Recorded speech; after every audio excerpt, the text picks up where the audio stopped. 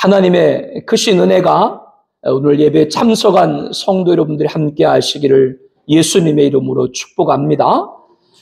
지금의 교회력으로 고난주간 화요일 성전에서 대제사장, 바리새인, 사두개인, 율법사, 서기관 등 종교자들과 치열한 변론을 하셨던 예수님께서 성전에 나와 가실 때 제자들이 성전 건물들을 가리켜 보이려고 나왔다라고 마태복음 24장 1절에 말씀합니다.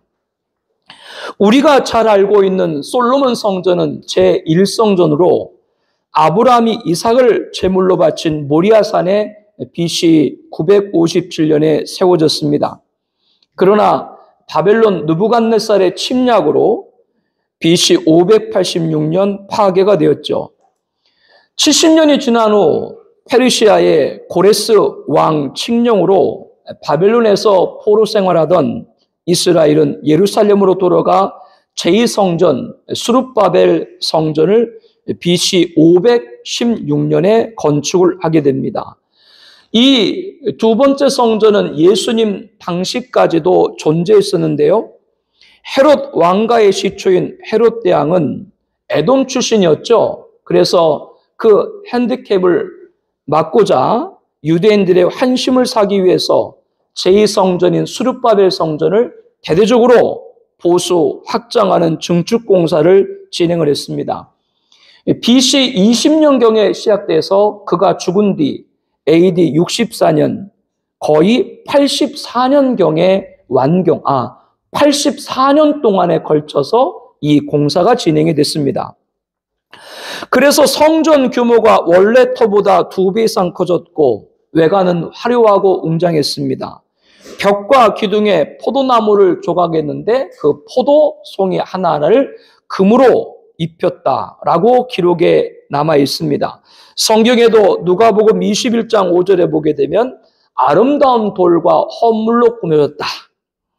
이렇게 화려하고 웅장하고 주변을 압도했던 성전을 제자들도 밖에서 보고자 했던 것이죠. 그런데 예수님께서는 제자들에게 너희가 이 모든 것을 보지 못하느냐? 내가 진실로 너에게 이르노니 돌 하나도 돌 위에 남지 않고 다 무너뜨리라. 2절에 말씀을 합니다.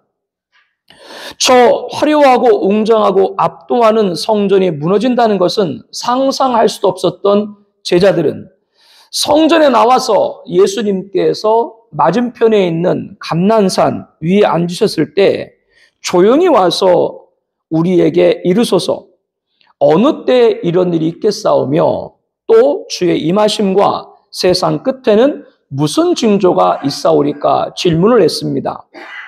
이 질문은 두 가지인데요. 먼저 어느 때 이런 일, 즉 성전이 무너진다고요? 그러면 어느 때에 무너지는가요? AD 66년 로마 지배를 받던 유대는 독립전쟁을 일으킵니다. 5년 동안 전쟁은 계속됐고 로마 티투스 장군의 무자비한 진압으로 실패를 하게 되죠. 이 전쟁으로 유대인 110만 명이 사망을 하고 9만 7천여 명이 포로로 잡혀가 지금도 남아있는 로마 원형 경기장 콜로세움 건설에 동원이 됩니다. 당시 예루살렘 전체가 화염으로 가득했고 도시 전체가 완전히 몰살되어서 아무것도 남지 않았다. 여기가 사람이 살았던 장소일까 의심이 들 정도로 도시의 기초에 뿌리까지 뿌리 뽑혔다. 이렇게 역사학자 기록에 남아 있습니다. 그리고 주님이 말씀한 대로 성전도 다 무너져 내렸습니다.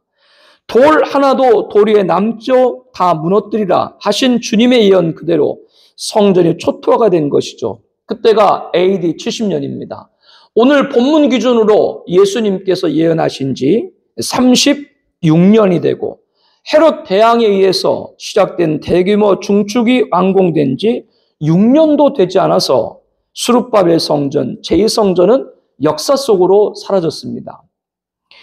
예수님께 제자들이 드린 질문 두 번째는 또 주의 임하심과 세상 끝에는 무슨 징조가 있사오리까? 주의 임하심은 재림이고 세상의 끝이란 종말이죠. 재림이 곧 지구의 종말입니다. 여기서 우리가 알아야 될 것은 제자들을 포함한 유대인들은 화려하고 웅장하고 금을 입힌 저 주변을 압도하는 성전은 절대 무너지지 않을 것이라고 생각을 했죠. 그러나 예수님께서는 그들에게 너희의 자랑인 저 성전이 돌 하나도 돌에 남지 않고 다 무너뜨리라. 그 예언대로 성전이 초토화가 됐어요? 안 됐어요? 초토화가 됐죠. 절대로 파괴되지 않을 것이다. 이렇게 여겼던 예루살렘 성전이 사라져 버린 것 같이 이 지구도 종국에는 불살라 없어질 것이다. 이렇게 주님은 말씀을 해주고 있는 겁니다. 많은 사람들이 지구가 없어지겠어라고 하지만 지구의 최종은 멸망입니다. 그 이유는 인간의 죄 때문입니다. 첫 심판 대홍수 노아 때도 사람의 죄악이 세상에 가득함과 그 마음으로 생각하는 모든 계획이 항상 악할 꼴을 보시고 세상의 죄악이 관영했다. 가득 찼다. 인간의 죄는 없어지지 않습니다. 쌓고 있습니다. 인류 역사 마지막 불심판까지 쌓고 있는 것이죠. 지금은 하나님이 택하신 자기 백성을 구원하기 위해서 하나님이 인내하시는 기간입니다. 그러나 하나님이 택하신 구원받을 자의 충만한 수가 차고 악인의 죄악과 의인의 순교가 채워지면 예수님이 다시 오셔서 악인을 심판하시고 의인을 보응합니다. 그날이 바로 지구가 멸망하는 날이죠. 본문은 예수님이 감람산 위에 앉으셨을 때 하신 말씀이기 때문에 감람산 강화 이렇게 부르고 있는데요. 감람산 강화는 1차적으로 AD 70년 예루살렘 파괴를, 2차적으로는 종말에 있을 주님의 재림과 지구 멸망에 대한 이중적 예언을 우리에게 가르쳐주고 있는 겁니다. 예수님이 다시 오시는 날이 역사의 종말에 있을 것이라는 것은 분명하지만 그날을 알지 못합니다. 그러면 우리는 어떻게 됩니까? 주님은 종말의 날을 가르쳐주지 않았습니다. 마지막 날을 알려고 해서도 안 돼요. 그날과 그때는 아무도 모르나니 하늘의 천사들도 아들도 모르고 오직 누구만? 아버지만, 하나님만 아신다. 이렇게 예수님이 말씀을 합니다.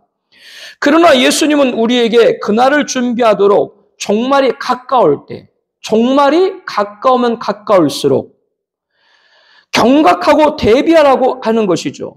주의 임하심과 세상 끝에는 무슨 징조가 있으니까? 징조는 예수님 재림, 즉 지구 종말이 가까울 때 나타날 표적입니다. 징조는 눈에 보이는 겁니다. 왜 우리 눈에 보여요? 우리로 하여금 알도록 한 것이죠.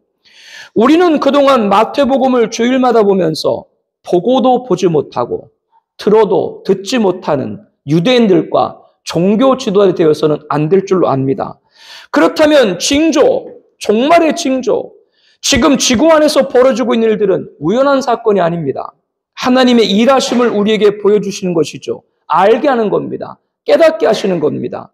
주의 임하심 재림과 세상 끝, 종말이 다가오고 있다라고 하는 것이죠. 예수님께서는 종말이 다다를수록 환란이 거세질 것이다. 이렇게 말씀을 합니다. 재난의 시작, 환란의 시작이 이렇게 예수님께서 가르쳐주고 있습니다. 4절입니다. 예수께서 너희가 사람의 미혹을 받지 않도록 주의하라. 많은 사람이 내 이름으로 와서 나는 그리스도라 하여 많은 사람을 미혹하리라. 재난의 시작을 가리키는데 어떤 일이 먼저 있을 것이다? 미혹. 미혹이란 말을 잘 들어야 돼요. 이거는 예수 안 믿는 사람을 향한 얘기가 아니에요. 예수 안 믿는 사람은 그냥 안 믿는 거고, 미혹은 뭐요? 믿는 사람을 미혹해서 못 믿게 하는 거예요. 마지막 때가 되면 될수록 성도들을 어떻게 해요? 미혹을 해요. 교회를 떠나게 해요. 시험에 들게 해요. 하나님을 배반하게 하게 한다라고 하는 것이죠. 우리나라에만 재림 예수가 50여 명입니다. 다 자기가 재림 예수래요.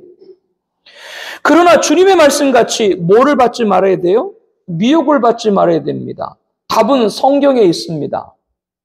2000년 전 예수님께서 우리를 구원하기 위해서 오셨을 때는 인간의 몸을 입고, 왜 인간의 몸을 입고 오셨다고요? 십자가에 죽으셔야 되기 때문에 인간의 몸을 입고 아기로 탄생하셨지만 다시 오실 재림 예수님께서는 부활, 승천하셨을 때 모습 그대로 오신다고 성경은 증언합니다.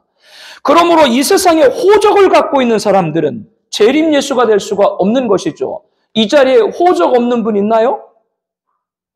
주변에 자칭 재림 예수란 자들, 떠버리는 자들, 그들이 호적이 없나요?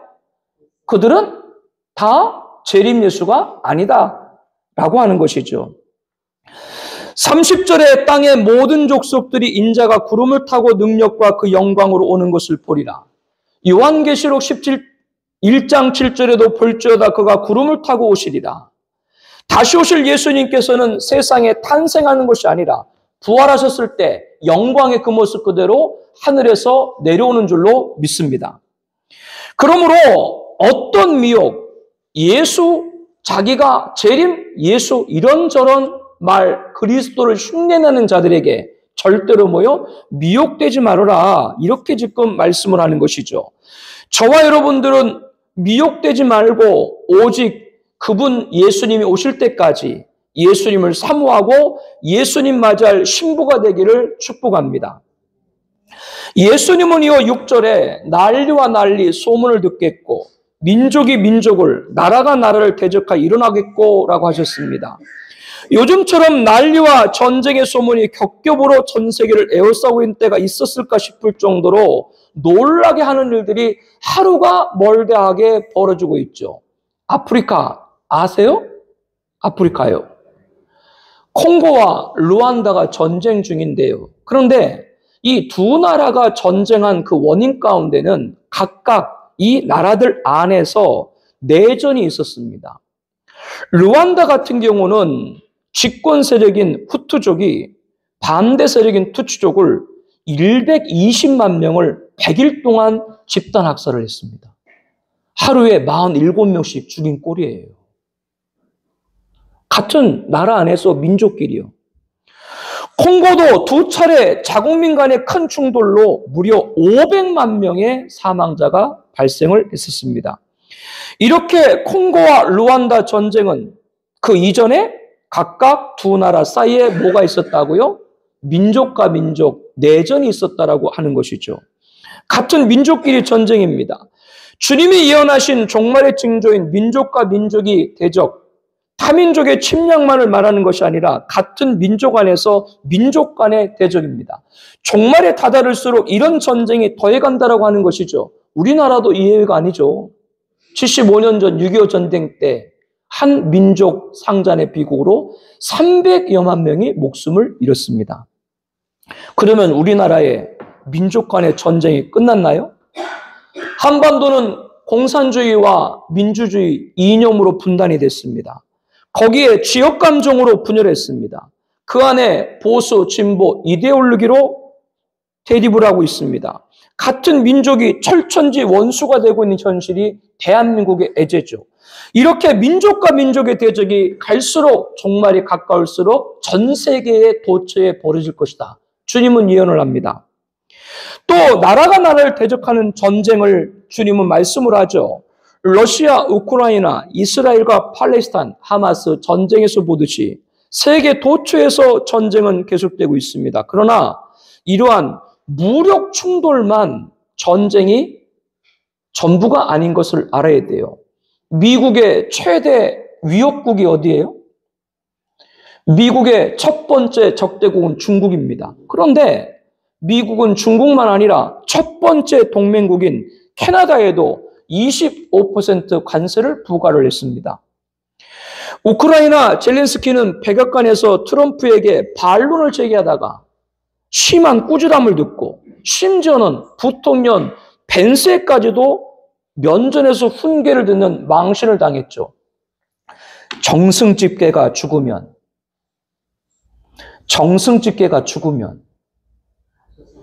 문상을 가도 정승이 죽으면 문상을 안 가. 정승이 죽으면 권력이 끝나는데 거기를 왜 가? 정승이 살아있을 땐 그 권력을 얻으려고 그 집에 개가 죽어도 문상을 가지만 젤렌스키가 그런 거예요. 나라의 전쟁으로 아무 힘이 없으니까 자기 힘으로 전쟁을 못 하거든요. 그러니까 한 나라 대통령이 남의 나라 부통령에까지 훈계를 듣는 거예요. 쫓겨나가지고 예정된 오찬도 못하고 빈손으로 돌아갔습니다. 화가 머리끝까지 난 트럼프는 우크라이나 모든 군사 지원을 중단시켜버렸습니다. 젤렌스키가 수습하려고 안간힘을 쓰고 있죠. 그래서 트럼프가 원하는 대로 반도체, 전자제품 핵심 부품인 히토리라고 하는 광물이 있는데 그 개발권 50%를 주겠다. 그러니 제발 미군이 지원해주고 미군 주둔을 해달라. 이렇게 애걸을 하고 있습니다. 우크라이나에 매장된 히토리오 광물 가치가 최대 7조 달러, 우리 돈 약 9,780조입니다. 그 돈의 절반을 5천조를 미국이 가져가겠다. 지금 그런 세상이에요. 그런 미국이 우리나라에만 호락호락할까? 벌써 우리나라 세계 1위, 3위 기업들이 전부 미국이 말하는 대로 하겠다라고 줄을 서고 있지 않습니까? 국제사회에서는 영원한 우방도 없다는 것을 알아야 됩니다. 자국의 이익만이 있을 뿐입니다. 무기를 들고 싸우는 것만 전쟁이 아니라 경제적으로 이런 전쟁이 지금 나라와 나라가 대적하고 있다. 일본은 과거 식민지였던 우리나라가 2년 전부터 1인당 국민총소득이 일본을 앞서자 심기가 대단히 불편한 것 같습니다. 여러분, 우리나라가 일본보다 국민 총생산이 앞서는 거 알고 계세요? 모르고 있는 거 아니에요? 작년에 일본이 34,500달러고 우리나라가 36,600달러가 넘습니다. 전 세계적으로도 인구가 5천만 명 이상 되고 국민소득이 3만 달러 이상 된 나라 7개 나라밖에 없어요. 미국, 독일, 영국, 프랑스, 이탈리아, 대한민국, 그리고 일본은 그 다음이에요. 그런데 그 7개 나라 가운데 제국주의 시절에 식민지를 두지 않고 피식민지로서 30-50 클럽, 인구 3천만, 인구 5천만, 국민 총세도 3만 달러, 30-50 클럽에 있는 국가는 한국이 유일합니다. 이렇게 우리나라가 충분한 국력이 있음에도 세계 경제를 선도하는 G7 가입을 번번이 막고 섰고 있는 것이 누구예요? 일본입니다. 아시아의 대표는 자기뿐이다. 이런 주장이죠. 올해는 을사늑약 120주년입니다. 우리나라 외교권 박탈당한 일제의 120주년이고 광복 80주년이고 한일 수교 60주년입니다. 광복된 지 100년도 안 됐어요. 그런데 대한민국 수도 서울에서 일왕 생일잔치를 해요? 부산항에 제2차 세계대전의 상징인 우길기를 들고 일제 해군 함대가 부산항에 입항을 해? 일본이 우리나라 침략을 거둔 적이 있습니까? 경제적으로, 다른 문화적으로 얼마나 우리나라를 침탈하고 있는지 우리들은 깨어야 됩니다. 중국은 발해와 고구려 영토였던 해룽장성, 지린성, 라오닌성을 동북공정으로 자기 역사로 편입해서 우리나라 역사를 지우고 있죠. 소련과 북한은 61년 조소동맹을 체결했다가 96년 소련이 해체되고 러시아 엘친 대통령이 파기를 시켰는데 작년에 다시 러시아가 북한과 군사적 동맹 포함한 포괄적 관계를 체결을 했죠. 그래서 러시아가 뭐라 그래요? 우리나라가 12.3 비상계엄 같이 한국이 정정이 불안하니까 북한은 군사적으로 무장해야 된다. 이렇게 외교 논평을 하고 있습니다. 무기를 들고 싸우는 것만이 전쟁이 아니라 경제, 외교, 역사, 문화, 학술 등으로 우리나라를 지배하려는 외세의 침략은 여전하다는 것을 알아야 됩니다. 나라가 나라를 대적하여 일어나겠고 라고 하는 것에 우리나라도 예외가 아니다. 여러분에게 그걸 말씀드리는 것이고 전 세계 모든 나라가 이러한 충돌에 있다라고 하는 거예요. 한 국가 안에서 벌어지는 민족이 민족을 대적하고 타국이 군사만 아니라 경제, 외교, 역사, 문화, 학술로 나라가 나라를 대적하고 일어나겠고 주님이 말씀하신 종말의 예언이 그대로 이루어지고 있는 것이 오늘 우리가 살고 있는 시대다. 이 종말의 징조인 것이죠. 7절에 곳곳에 기근과 지진이 있으리라 말씀을 합니다. 병행본문인 누가복음 21장 11절에는 곳곳에 큰 지진, 큰 징조들이라고 하시죠. 곳곳에 큰 지진이란 마지막 시대에 가면 갈수록 전 세계 어디도 지진의 안전지대가 없다라고 하는 거예요. 우리 학교 다닐 때 배웠죠? 환태평양, 불고리, 지진, 집중지요. 지금은 그런 게 없어요. 전 세계. 종말이 가까우면 가까울수록 어느 곳도 안전지대가 없다. 그리고 지진은 지진인데 그냥 지진이 아니라 큰 지진, 대지진. 7.0, 8.0, 9.0 같은 대지진이 세계 도처에서 벌어지고 있죠. 오늘 우리들이 생각해야 될 것은 그런 지진이 발생하고 있다. 그것이 무서운 것이 아니라 마지막에 있을 징조를 예언하신 예수님 말씀이 그대로 이루어지고 있다라고 하는 것을 우리는 중대하게 봐야 하는 것이죠. 누가복음 21장 26절에는 사람들이 세상에 임할 일을 생각하고 무서워 기절하리라. 이 NIV 영어 성경에는 테러로 번역을 하고 있습니다. 테러도 옛날부터 있었는데 지금처럼 전 세계 사람들이 테러의 공포에 떨지 않는 사람이 없을 정도로 된 때가 언젠가. 근데 25년도 안 된 일이에요. 2001년 9월 11일 테러 이후 여러분 잘 아시죠? 미국 쌍둥이 무역센터가 테러를 당한 거예요. 그 이후에 빈라덴이 숨어있는 아프간에 미군이 지상군을 투입을 해서 21세기 첫 테러 전쟁을 시작을 했죠. 그러나 서구 중심의 세계 질서를 파괴하려는 테러도 그를 막고자 하는 전쟁도 어느 것도 목적을 이루지 못하고 오히려 지구촌 전역에 테러만 확산을 가져왔다라고 하는 겁니다. 이렇게 전 세계 테러의 위협은 계속되고 있는데 예수님 말씀 그대로 이루어지고 있는 것이죠. 종말의 징조입니다. 곳곳에 기근이 있다. 굶주림으로 얼마나 많은 사람들이 죽어가고 있는가. 잘 사는 시대 우리에게는 하루에 밥 3끼를 꼬박꼬박 먹으니까 요즘도 굶은 사람 있나? 그렇게 생각하는 분들이 계실지 모르는데요. 지금도 1년이면 3천여만 명의 인구가 기아로 허덕이고 있습니다. 여러분, 공기에 엄마가, 아내가 밥 떠주면 남기지 않고 다 먹어요? 남겨요? 안 남겨요? 여러분, 밥을 하나 남기면 그게 몇 사람 식량이 되는 줄 아세요? 5천만 명의 밥을 하나 남기면 우리나라 8천 명이 먹습니다. 우리는 밥풀 하나가 아무것도 아닌 것 같은데 북한 아시죠? 꽃제비 집도 없고 부모도 없고 떠돌아다니면서 시장판에서 이것저것 주워 먹고 하는 분들. 기근이 왜 오냐? 기후재앙이에요. 기후재앙이 오니까 곡물 소출이 안 돼요. 곡물 소출이 안 되니까 당연히 식량이 없는 거예요. 앞으로 이러한 일들로 인해서 지구는 2분의 1이 기아에 시들 것으로 예상을 하고 있습니다. 14절에 이 천국 복음이 모든 민족에게 증언되기 위하여 온 세상에 전파되니 그제야 끝이 오리라. 오늘날 유엔에 속한 국가가 약 200여 국가입니다. 이 나라 가운데 복음이 전파되지 않은 나라는 없습니다. 가장 복음화율이 낮다고 하는 일본, 북한, 사우디아라비아도 사실상 복음이 전파된 지 오래죠. 따라서 국가라고 볼 때는 이미 세상에 다 전파됐다고 볼 수 있는데요. 예수님이 말씀하신 것은 모든 국가가 아니라 모든 민족이라고 하신 것이죠. 모든 민족이라고 하는 이 민족은 헬라어로 에스노스입니다. 종족이란 뜻이죠. 전 세계는 약 6,800개 종족 언어가 있습니다. 그래서 위클리프 성경 번역 선교위원회에서는 2050년까지, 2010년부터 3,000개가 이미 다 번역이 됐고 2010년부터 올해까지 목표로 나머지 4천여 개의 종족의 언어도 번역하는 목표를 갖고 있습니다.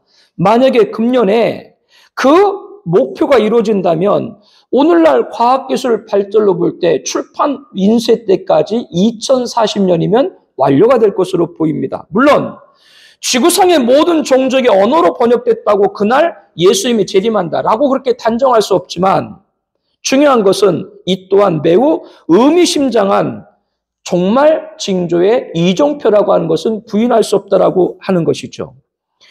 그런데 이 복음이 전파되면서 그와 함께 9절에 보니까 그때 사람들이 너희를 환난에 넘겨주겠으며 너희를 죽이리니 너희가 내 이름 때문에 모든 민족에게 미움을 받으리라고 하십니다. 지금도 세계 각지에 순교는 벌어지고 있습니다. 국제 오픈도어 선교의 보고에 따르면 2024년 기독교 신앙 전체성 때문에 살해당한 수가 4,476건입니다. 약 4,500여 명이 목숨을 잃은 거예요. 교회 다닌다는 이유로. 앞으로도 무슬림 같은 비독교 지역에서 광범위하고 많이 나타날 것으로 보입니다. 또한 한국 교회 안에서도 WCC, 로잔, WEA 이 거대한 배교의 운동을 벌이고 있는 이들이 타종교와 손을 잡고 종교 유해인 음녀의 세력을 완성할 것이고 그 음녀가 성도들의 피와 예수 증인의 피에 취했다. 이렇게 계시록 17장 6절에 말합니다. 성도들의 피에 취했다고 하는 건 성도들이 어떤 일을 당한다는 거예요? 죽임을 당한다라고 하는 얘기죠. 한국교회는 1866년 로버트 토마스 선교사님이 첫 번째 순교한 이후에 가장 최근에 2007년에 배용규 목사님께서 아프간 탈레반에 의해서 순교를 당했습니다. 예수님의 보혈이 이 땅에 구원을 주시고 순교자들의 피가 부흥의 밀알이 된 것이죠. 죽음 앞에서도 변절하지 않는 이 정절의 혈관이 흐르는 것이 한국교회입니다. 그런데 그러한 한국교회에 예수님이 책망했던 대제사장과 바리새인과 사두개인, 서기관, 율법사, 종교들 같이 배교의 누룩이 퍼지지 않도록 기도해 주신 여러분 되길 바랍니다. 모든 민족에게 미움을 받으리라. 10절에는 많은 사람이 실족하게 되어 서로 잡아주고 서로 미워하리라. 병행 보면 누가 보면 21장 16절에 심지어 누구까지?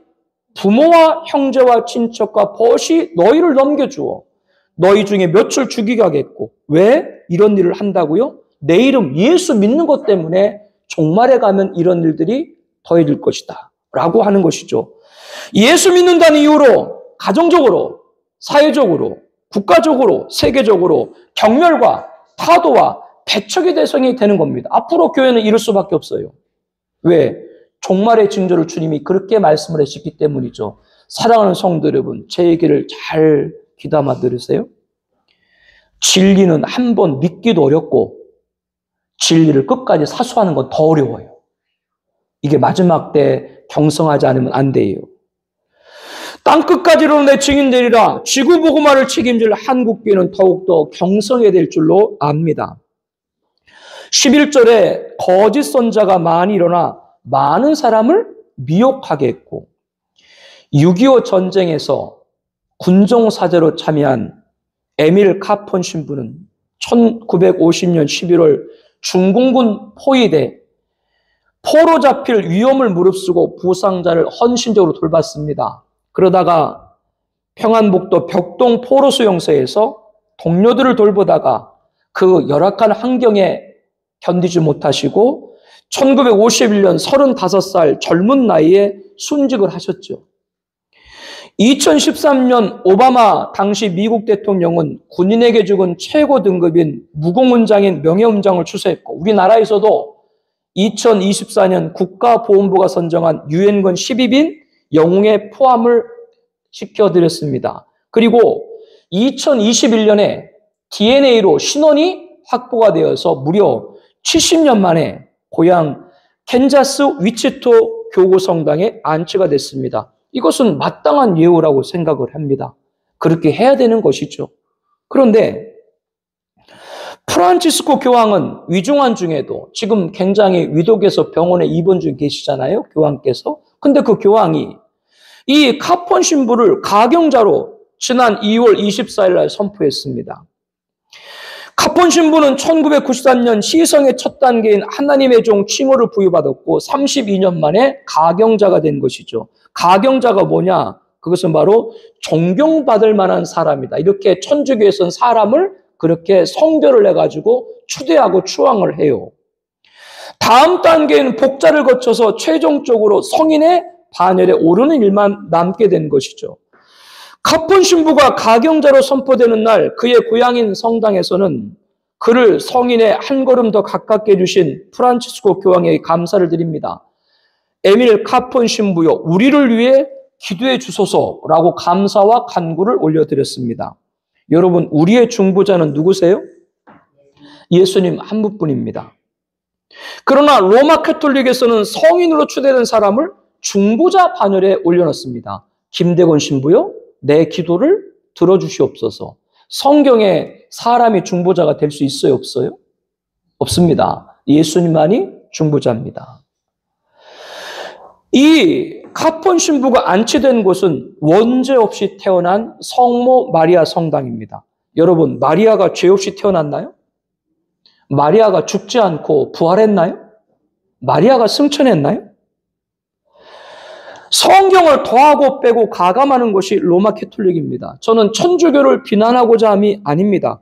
그들은 그렇게 갖고 있는 교리가 있으니까 그들은 그렇게 믿는다라고 치더라도 제가 말씀드린 것은 천주교는 우리 개신교, 교회와 아무 관계없는 이교라고 하는 것이죠. 그런데 그 천주교와 손을 잡으려고 하는 개신교 안에 목사님들, 성도님 있다는데 심각한 문제가 있는 것입니다. 예수님 말씀하신 그들이 바로 거짓 선자입니다. 미혹입니다. 로마 가톨릭 등 얼마나 많은 이교가 개신교의 침투, 종교 다원주를 획책하고 있는가 분별해야 됩니다. 음행의 여자 이세벨, 음료를 교회는 절대 용납해서는 안 된다고 하는 것이죠. 이런 일이 갈수록 배교가 더해진다. 이렇게 종말의 징조를 주님은 말씀을 합니다. 그런데 이 모든 것이 재난의 시작이다라고 8절에 말씀을 하죠. 21절에 창세로부터 지금까지 없었던 큰과 난란이 앞으로 종말시대 7년 난란에 올 것이다. 이렇게 주님은 말합니다. 이제 마지막이 가까웠다라고 하는 것이죠. 자연재해, 민족이 나라가 나라를 대적하고 배교의 거센 파도 앞에 놓인 교회는 언제 무너질지 모르는 위기에 있고 이러한 난리 소문을 듣겠으나 이런 일이 있어야 돼. 아직 끝은 아니다. 즉 앞으로 정말 7년 환란이 들어서게 되면 더 극심할 것을 예언을 하고 계신 겁니다. 그러면 환란 중간, 재난 중간에는 어떤 일이 있을까요? 15절 말씀 함께 볼까요? 그러므로 너희가 선지자 다니엘이 말한 바 멸망에 가증한 것이 거룩한 곳에 선 것을 보거든 읽는 자는 깨달을진저.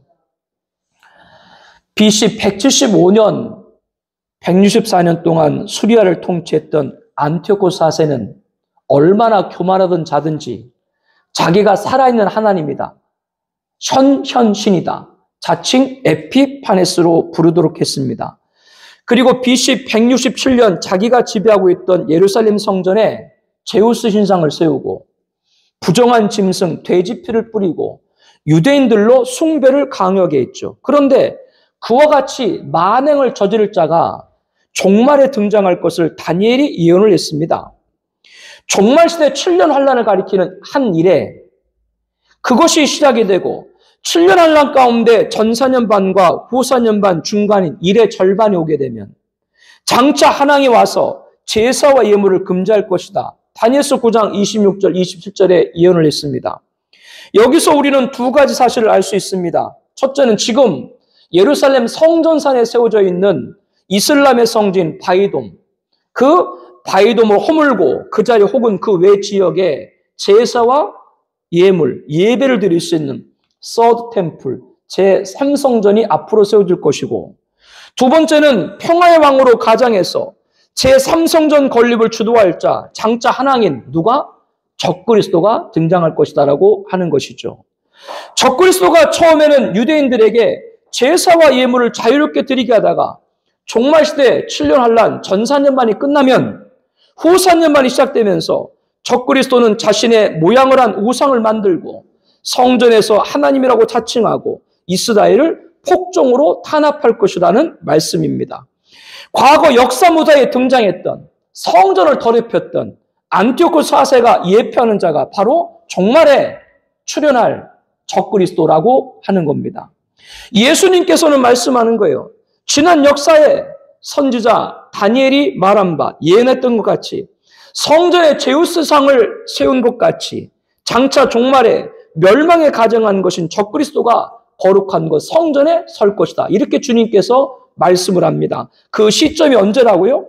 종말시대 7년 환란 가운데 전 4년 만이 끝나고 후 4년 만이 시작될 때라고 하는 겁니다. 그때 유대 있는 자들은 산으로 도망가라고 16절에 말씀합니다. 그 산은 감난산입니다. 성도 여러분, 예수님이 재림할 때는 모든 인류가 보도록 오세요. 그런데 그 예수님께서 지상에 그 발이 내리실 곳은 감난산이라고 스가랴서 14장 1절에 말씀합니다. 그 이유는 2000년 예수님께서는 하나님의 선민인 이스라엘을 구원하기 위해서 예루살렘에 오셨죠. 그런데 유대인들이 예수를 배격했죠. 지금은 누가? 이방인인 저와 여러분들이 구원받는 교회 시대죠.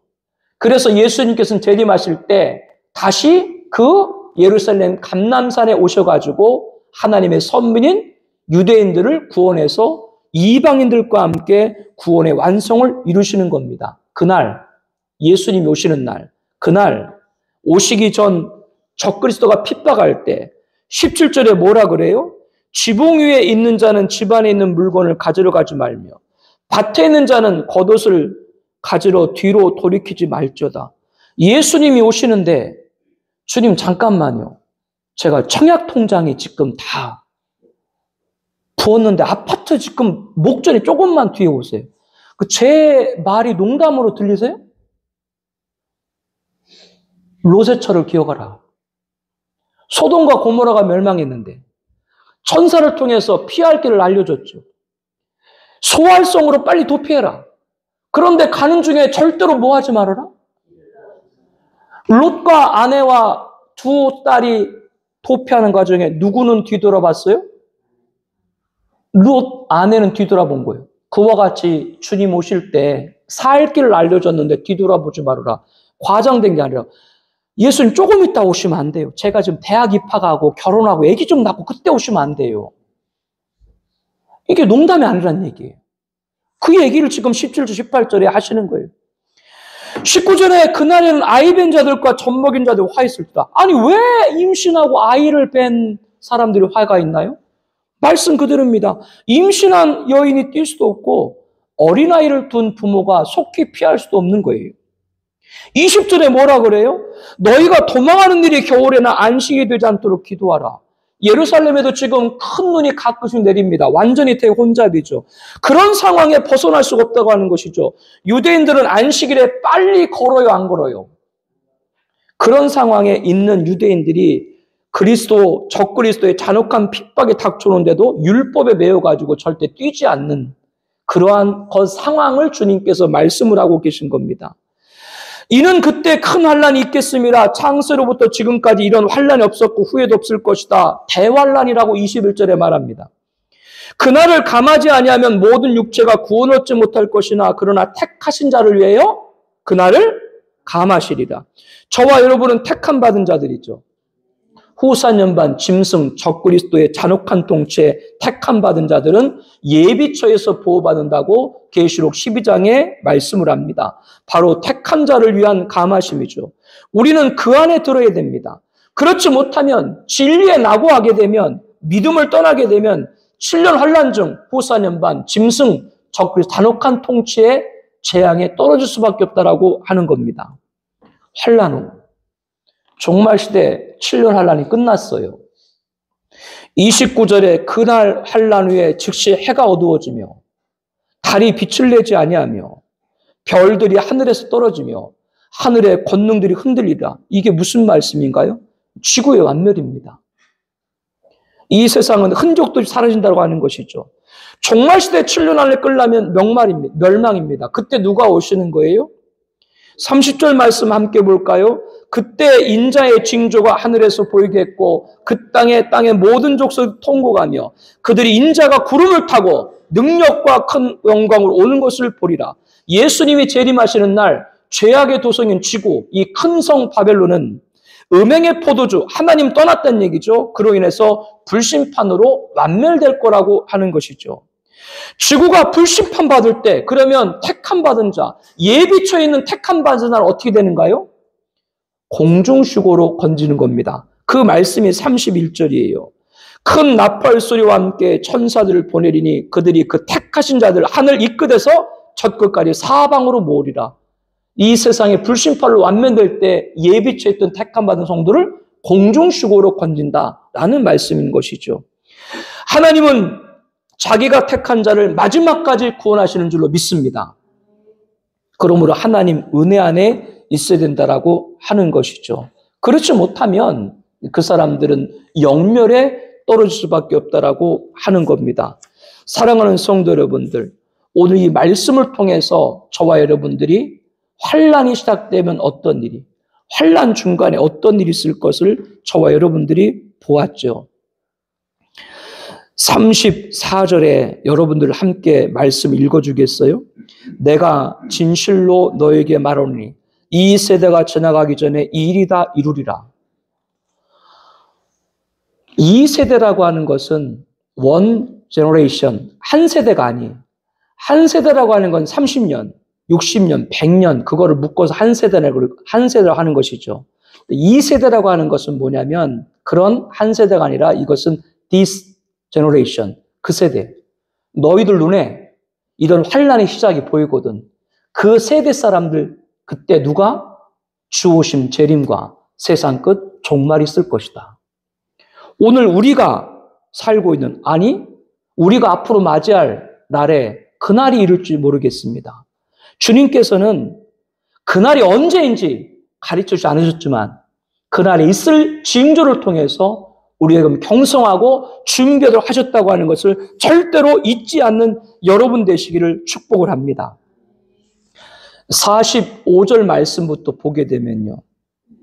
이런 종말의 징조를 보고 하나님의 말씀을 전할 종들, 성도들을 재림의 신앙으로 무장시킬 종들이 등장합니다. 예수님께서는 누가 종말에 충성되고 지혜 있는 종인가 대해서 때를 따라 양식을 나눠줄 자라고 45절에 말씀합니다. 때를 따라 우리가 살고 있는 시대가 어느 시대인지 분별해라. 지금 우리가 살고 있는 시대는 임박, 종말의 시점입니다. 양식을 나눠주자. 그 시대에 맞는 말씀을 성도들에게 먹도록 해야 된다고 하는 것이죠. 대홍수 심판을 했던 시점에 노아가 증거했던 같이 충성되고 지혜 있는 종은 성도들에게 종말을 알리고 예수 재림의 소망을 두고 살아가도록 세워야 될 줄로 압니다. 그런데 이 충성되고 지혜 있는 종과 달리 악한 종들이 48절에 등장해요. 이 악한 종들은 종말시대 거짓 선자 미혹에 빠져 자신뿐 아니라 성도들을 적그리스도 따르게 할 자들이 될 가능성이 많습니다. 악한 종은 48절에 뭐라 그래요? 마음에 생각하기를 주인이 더디오리라. 주오심 재림과 세상 그 종말에 관심이 없는 것이죠. 현세가 전부입니다. 종말의 징조에도 평안만을 외치는 악한 족들은 대각성을 촉구하는 충성되고 지혜 있는 종을 오히려 49절에 보니까 뭐라 그래요? 오히려 충성되고 지혜로운 종을 때릴 것이다. 그러나 이들의 말로는 비참합니다. 50절, 51절에 보니까 이 악한 종들은 어떻게 됩니까? 마지막이 거기서 슬피 울며 이를 갈리라. 포도원 농부에서 주인의 아들을 죽였던 농부들, 혼인잔치 비유에서 임금의 아들의 초청을 알리는 종들을 죽였던 종들, 배교했던 대제사장과 종교자들의 마지막, 그들과 악한 종들의 마지막이 뭐예요? 동일해요. 슬피 울며 이를 갈리라. 어두운 곳 바깥에 던져서 지옥이죠. 예수님께서 악한 종이라고 칭한 자들이 누구인가? 교회를 부흥시키지 못한 자? 웅장한 예배당을 건축하지 못한 자? 아닙니다. 잠자는 성도들을 깨우지 못한 것이 악한 종이라고 주님은 말씀을 합니다. 신랑 예수 맞이할 신부로 성도를 단장시킨 충성되고 지혜로운 종에게 주인이신 예수님은 뭐라고 말씀하세요? 46절부터 보니까 충성되고 지혜로운 종은 복이 있으리로다. 그의 모든 소유를 그에게 맡기리라. 그의 모든 소유라고 하는 건 예수님의 모든 것이거든요. 예수님의 소유한 모든 것을 여러분 받으셨습니까? 받았습니다. 왜? 주오심 재림과 세상 끝 종말을 알기 때문이죠. 인생의 최종과 지구의 최종, 결론을 아는 사람이 모든 걸 아는 사람인 줄로 믿습니다. 내비게이션에 목적지를 입력하고 운행하는 사람과 목적지를 입력하지 않고 살아가는 인생은 방황이에요. 그러나 우리 마지막까지 건지심을 아는 인생은 승리인 줄로 믿습니다. 그게 바로 모든 소유를 가진 자들인 것이죠. 저와 여러분인 줄 압니다. 주님은 지금도 우리를 건지세요. 지금 우리를 어떻게 건지시나요? 이사야 6장 61장 3절입니다. 무릇 시온에서 슬퍼하는 자에게 화관을 주어 그 죄를 대신하며 기쁨의 기름으로 그 슬픔을 대신하며 찬송의 옷으로 그 근심을 대신하며 슬픔 대신 희락을 죄 대신 화관을 근심 대신 찬송의 옷을 입혀주셨네. 지금도 주님께서는 자기 택한 자를 슬픔 대신 희락으로, 고통 대신 화관으로, 근심 대신 탄송으로 건지는 줄로 믿습니다. 그리고 마지막 주오심 종말까지도 주님 우리를 건지시는 것이죠. 이렇게 우리는 예수님의 모든 소유를 받은 자입니다. 그러므로 우리의 결론은 무엇인가? 예수님 다시 오시는 날까지 살아있으라. 주님 만나는 그날까지 살아있으리라. 반드시 너희를 건지신다. 반드시 너희를 건지신다. 주님은 마지막 종말 시대 7년 날 후산반, 짐승, 적그리 통치 때도 우리를 예비처에서 건지시고 환란이 끝나고 예수님 재림, 지구가 불심파로 완면할 때도 공중시고로 건지시고 지금도 여전히 건지고 계신 줄로 믿습니다. 주 안에 있어야 돼요. 그러므로 오늘 말씀의 제야가 뭐예요? 끝까지 견디는 자는 구원을 얻으리라. 이 종말의 징조에서 종말의 신앙을 갖는 여러분 되시기를 예수님의 이름으로 축복합니다.